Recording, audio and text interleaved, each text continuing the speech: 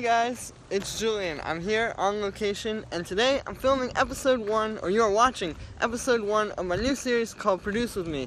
So what I'm going to be doing is recording a bunch of real world sounds, and basically I'm just going to take them back to the studio and make something cool out of them. So all the samples that I record and whatever project file I come up with from them is going to be available for all my patrons on my Patreon, so make sure to check that out in the description. And yeah, here we go.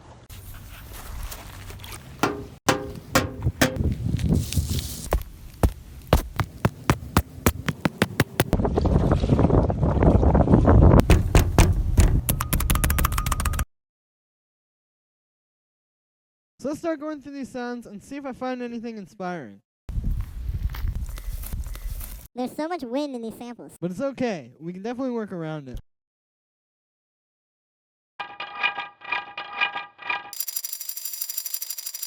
Alright, so we got a pretty solid little groove going. So I did a few things here. I've got this little loop that you heard already. Side chain into the kick. And then I brought in some drums. So we got a kick. And then we've got this hi-hat which is playing on the upbeats, which was just made by taking one of these crushing leaves samples. You can see I just took a little small part of it, and then I've just gone in here and added an amplitude envelope, which just kind of shortens it. I pitched it up, and then I high-passed it.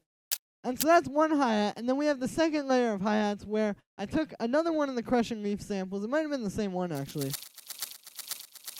And what I did was, you can hear I put in this little 16th note pattern, and I've just grabbed it at this one spot, and then I've high-passed it, and I sidechained this to the kick, because if you don't, like, that's a little overbearing. I guess I could turn it down, but I kind of wanted this to be,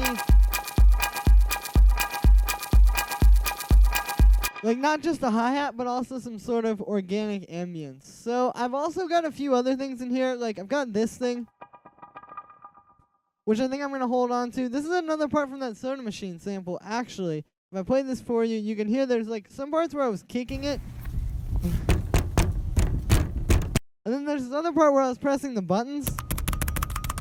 And I'm thinking that sounds kind of cool there. I'm going to have to turn it up. I'll probably put it on its own track. But yeah, maybe like in the breakdown we could use that as some kind of ambient sound. Anyway, so the next thing that I think I'm going to start doing here is I'm going to try to start adding a bass line. So we are in G sharp minor.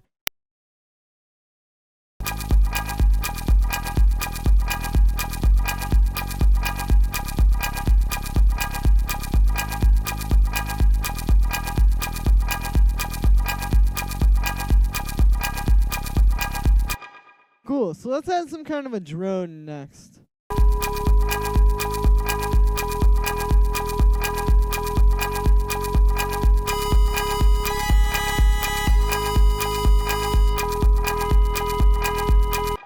Nice. And with these drones, what I like to do is I like to use FM synthesis because, like, the thing is, it can be kind of boring if you just use, like, a sine wave or a saw wave or a square wave or a triangle for, like, you know, for something like this that's so big so in your tracks. So I like to use FM synthesis because you can get more interesting kind of timbres out of it. Like, if we play around with the combination of just these two oscillators, like, obviously that's very intense. We can dial it back with a filter, but it just gives it kind of like a different vibe.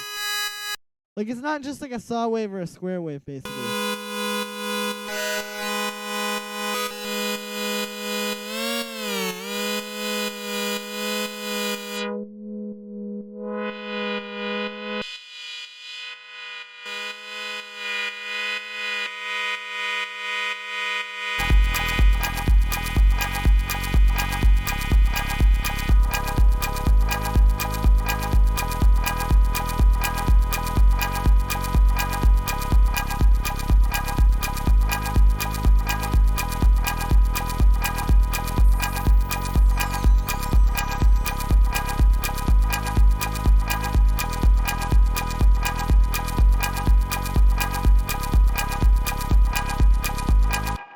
Nice, and so you can hear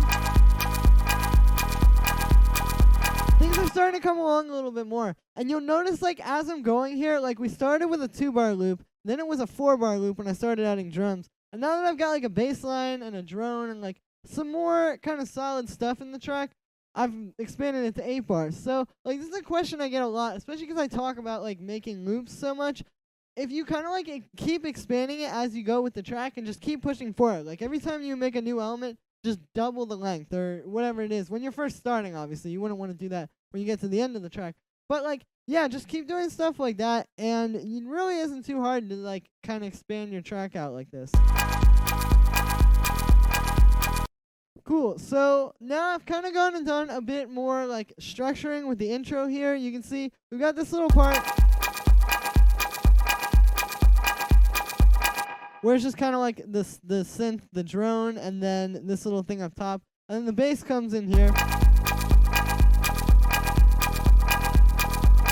And you can also see I've started doing some filtering on this drone. Like, I've got it kind of going down and then going back up. That's just to sort of bring it to life. Like, when you have a sound like this that's so much of the same thing over and over, you want to do stuff like this, like just subtle filter automations to kind of like bring it in and out. Like, just anything like that you can do to just really make it evolve as opposed to just be like a loop, if that makes any sense. So I think I'm going to go on and work on the break little thing over here a bit. The first thing I want to do is I want to play around with this soda machine sample. The one that I played you before that was kind of cool. So like I said, that was just me pushing a bunch of buttons actually.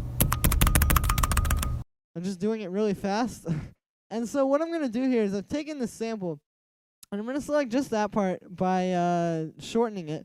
And then what I'm going to do is I'm going to consolidate it. So it's just that spot. And then from there, I'm going to put this into a granulator. If you don't know what the granulator is, it's a granular synth. A granular synth is basically just a sampler that instead of playing the sample back from start to finish, it plays like all over the sample. You'll see when I bring this up here. But yeah, once that loads, I'm going to put this sample into it. And you'll see like we can make kind of a cool texture from this. So if I bring this into here,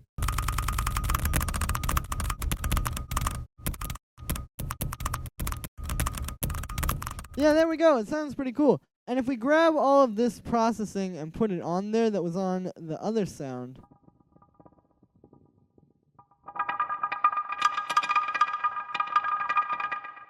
there we go. We get like this cool kind of like atmospheric effect.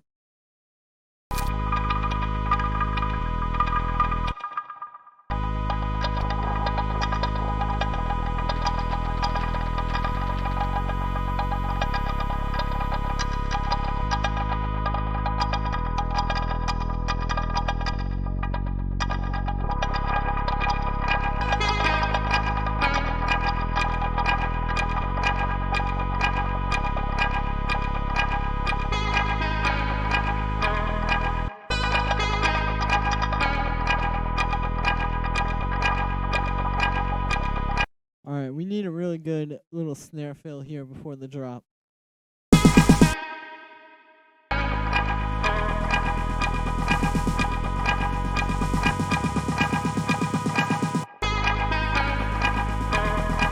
Perfect. So I've added some more things here. You can hear I got this melody, so I just made this with operator.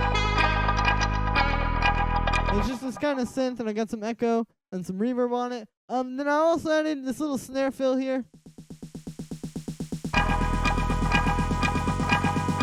It's just a 909 snare. I just kind of threw it in there. I'll probably work on this a bit more later. Right now I'm just trying to get all my ideas down. And then the last thing that I added was this EQ8 on the master. So we got a little high pass there. And then right before the drop here, it's just like high passing, so that then when the drop hits and the bass comes back in, it's that much stronger. Like, it's going to feel a lot more intense and a lot stronger, like I said. So I'm going to work on the drop now. Let's get the drums from here. I have to unfilter these. There we go. And then we'll also grab the bass line. And I'm thinking that I want to add, before I start putting the other elements in, I think I want to start adding some more notes to the bass line for the drop. It's a good way to kind of give it some, like, variation and make it not just the same thing the whole way through.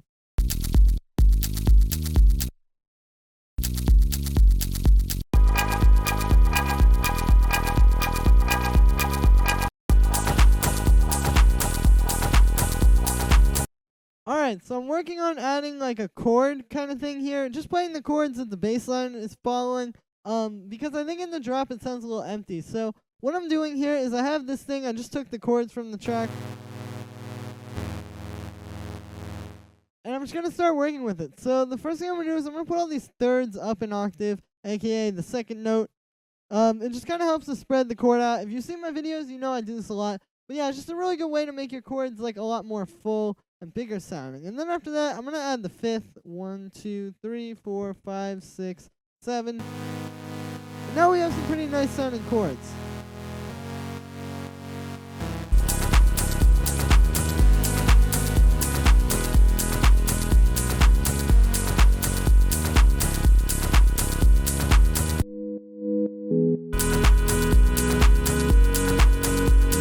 This is sounding pretty good.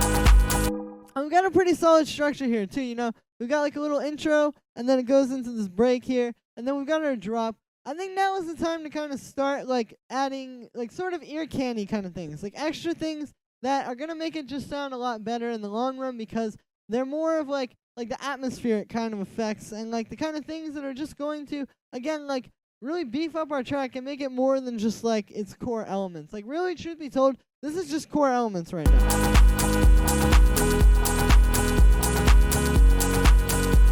It's got everything you need and nothing else. And we want to add a few things that are kind of extra, not necessarily things that you don't need, but just kind of, like I said, extra things that are going to add like some flavor to the track. So the first thing that I would definitely say is important to do for like ear candy is like transitional effects. So I'm going to go in here and get some crashes. And what I'm going to do is I'm going to reverse one and then... So let's take like this one, for example. And we'll bring it in here. And then what I'm going to do is I'm going to reverse it.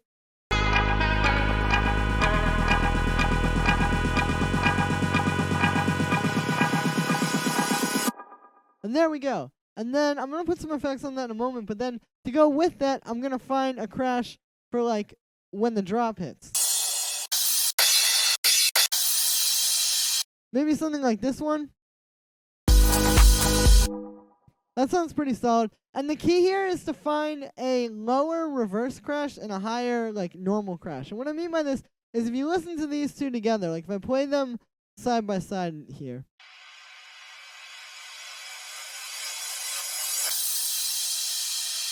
You can hear this crash is a lot higher in pitch and just kind of tonality than this one is.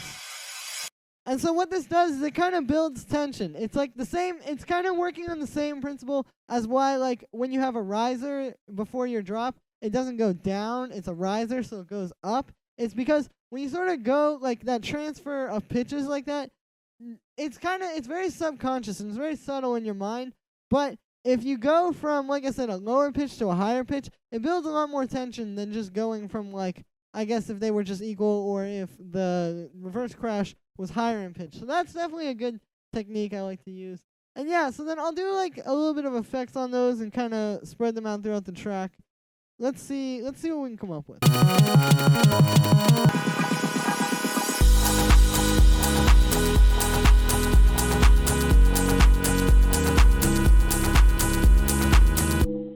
Alright, so those are sounding good. Let's add some more kind of like ear candy stuff. I'm going to get some like ambient vocal samples that I have. Let me look these up real quick. But I'm going to get some ambient vocal samples and then I'll put those in there as well. And I'll kind of show you what I'm talking about here. So I have these sounds and they're literally just like some ambient vocals.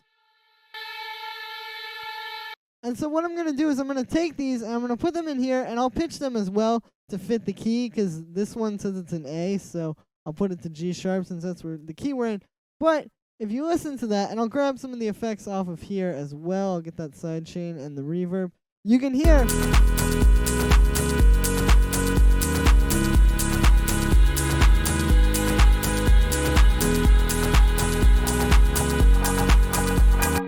having that come in there is really nice. So I'm going to have that one come in there, and we'll just copy that and kind of put it throughout the track. I like to have these kind of things repeat because they're very like easily rememberable, or easily memorable, I guess you would say. Like it's very much the kind of thing that like you really latch onto when you hear a track, like these kind of catchy sort of like ambient vocal samples going on in the background. So I'm going to grab another one of these. We will also pitch this one.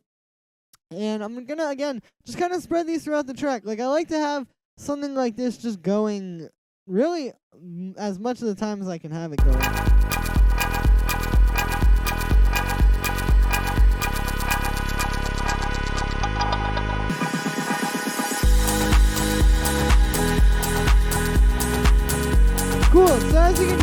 all this new like ear candy kind of stuff that I've added really helps the track. Like the way it sounded before I had these crashes in here and these little ambient things was very different from how it sounds now. Like now it's really, I feel like this just really helps tie it together. Like I said, like this is the stuff that really helps to do that. So for the effects on here, you can see I've got no effects on these individually. Since they're so similar, I just grouped them together and I put a little bit of reverb on the group and then I sidechain them to the kick. And then another tip I can give about this kind of stuff, and I should actually probably move this down as well, is when you have like effects like this, like any kind of transitional effect or just something that isn't like the main sort of thing, I like to just put those all at the bottom of my project file, like where these 4 tracks are, or I guess 5 if you count the group, all that stuff.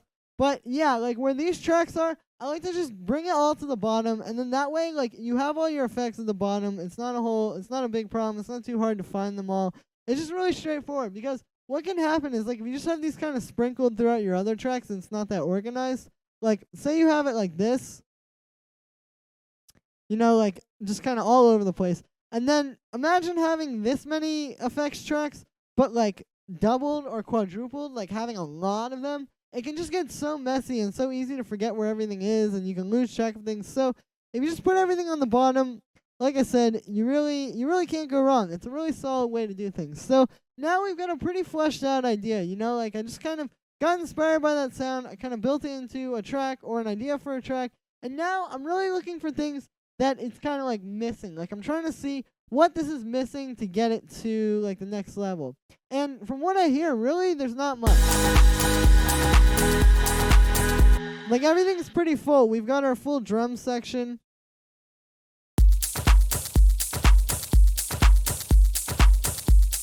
I added a bit of percussion. There's a shaker now, as well as this clap and hi-hat. I made the hi-hat with operator. It's just some simple white noise going into a bandpass filter. And then I've also got this little thing. I feel like it helps the groove a lot, because like when you have a bass line like this where it's just like essentially long held out notes, you don't have like that groove, like that 16th note kind of vibe. So having some percussion like this just helps with that. And I'm going to bring that to the intro as well. We can put that like in the second half. Or maybe even in the first half. Yeah, that's cool. So you can see, like, I really took this here from, like I said, the seed of an idea, like hearing that sound and being inspired to try some things, all the way through to like really finishing it. So to finish this track off, I really think, honestly, I just need to take like a few of these elements and maybe, you know, kind of spread them around a bit more. Like I could put this lead here. We could also put a side chain on that.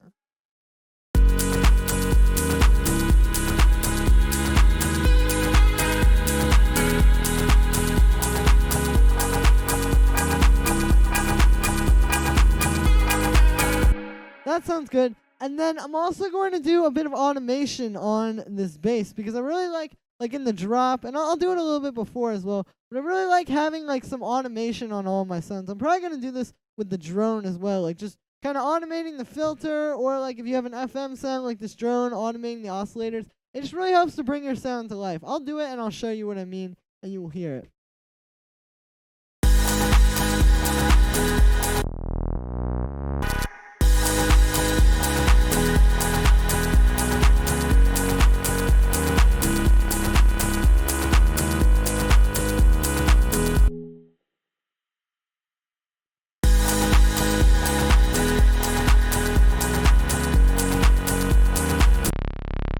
You can hear this bass is kind of like opening and closing with the filter. This is what I was talking about. Like when you have this automation, this filter frequency automation, I've done this on some other tracks, which I'll show you. It really helps to just bring the sound to life. Like I said, like it really feels a lot more just sort of, I mean, alive is really the best way I could put it. Like it just really brings it to life.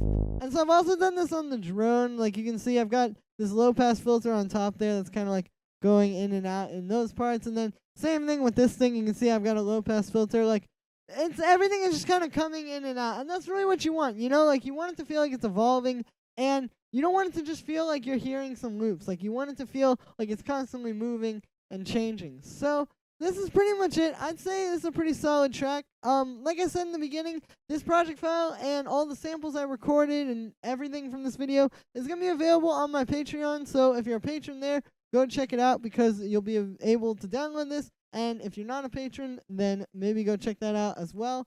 And yeah, so like I said, I just want to make a video where I just like really make a track from scratch. Like I got some sounds, I got some inspiration, and then I turned it into something. So that's gonna be it for today, guys. Make sure to let me know what you think of this video in the comments, and make sure to like this video as well as subscribe. Thank you again, everybody, and I will see you tomorrow with another tutorial.